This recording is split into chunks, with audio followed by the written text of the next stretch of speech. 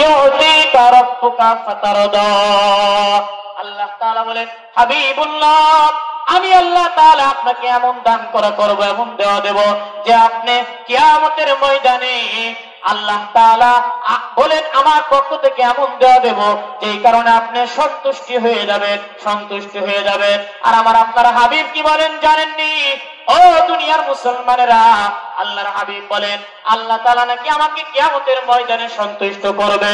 তবে শুনে রেখে দাও উম্মতেরা, আমি আল্লাহ তাআলার প্রতি ওই পর্যন্ত সন্তুষ্ট হব না যতক্ষণ পর্যন্ত জাহান্নাম থেকে আমার প্রত্যেকটা উম্মতকে ধরে ধরে যতক্ষণ পর্যন্ত আমি জান্নাত পর্যন্ত না পৌঁছে দিতে পারবো, ততক্ষণ পর্যন্ত আমি আল্লাহ তাআলার প্রতি সন্তুষ্ট হব না। চিৎকার দিয়ে জোরে জোরে বলুন সুবহানাল্লাহ। কাফের বেঈমানেরা আল্লাহর হাবিবের দিলে কষ্ট দেয়, আর আল্লাহ তাআলা আল্লাহর হাবিবকে সান্ত্বনা দেয়। আল্লাহর হাবিবকে সান্ত্বনা দেয় কোন সময় আল্লাহ তাআলা হাউজে কাউসারের ঘোষণা দিয়ে আল্লাহর হাবিবকে সান্ত্বনা দেয়। আবার কোন সময় আল্লাহ তাআলা ওয়ালা সাওফা ইউতিকা রাব্বুকা ফাতারদা এই আয়াতে কারিমা নাযিল করে আল্লাহর হাবিবকে সান্ত্বনা দেয়।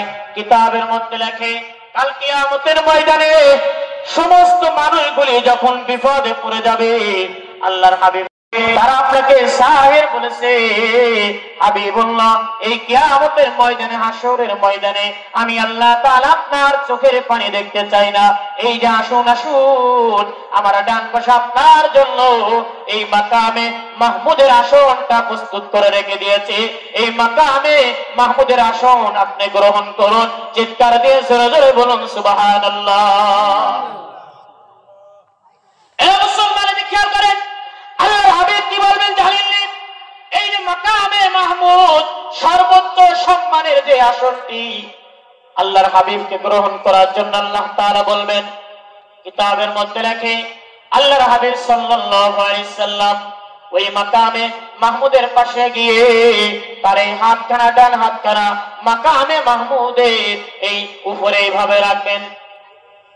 আল্লাহ তাআলা বলবেন, হাবিবুল্লাহ আপনার জন্য আমি মাকামে মাহমুদ প্রস্তুত করেছি, এই মাকামে মাহমুদের আসন গ্রহণ করুন।